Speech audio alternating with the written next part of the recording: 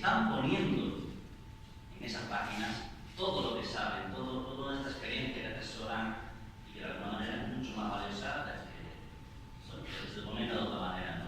Xavi, te traslado la misma pregunta que le hice a Rafa antes.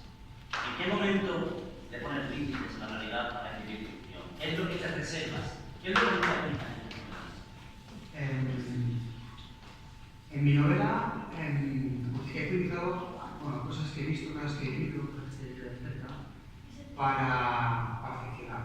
Para empezar diré que es una novela de ficción, y con esto ya me salgo de toda la acusación.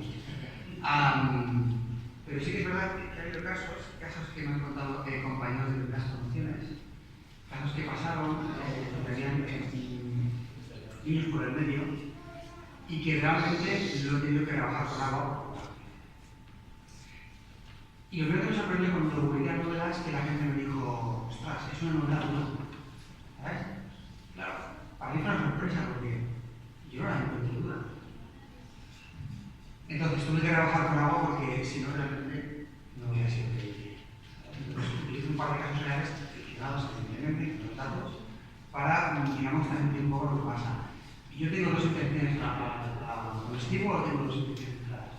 Una, creo que es una cosa que no deberíamos perder de vista, sobre todo cuando haces novela negra de ficción o novela para público, que es entender al lector. ¿No? Considero que es algo básico, entender al lector. Y en segundo lugar, es explicar un poco qué es lo que pasa al otro lado de la moneda, ¿no?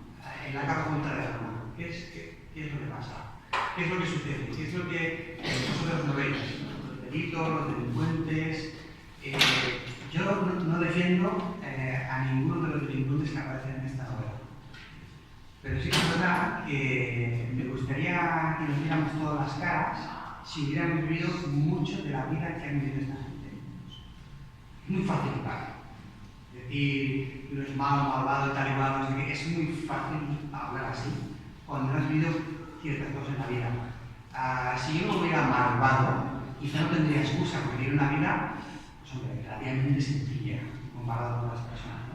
Pero hay gente que vive cosas muy duras, Me acuerdo una vez en un congreso, en el año 2009-2010, me acuerdo que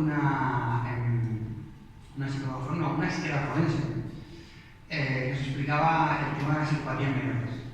Y explicaba dos casos verdaderamente un poco escabrosos, ¿no?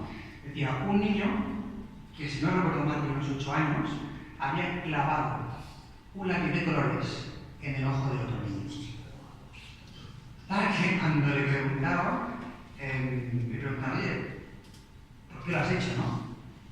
El niño respondió, es que leía muy bien en clase y siempre leía él, ahora ya no le da tanto.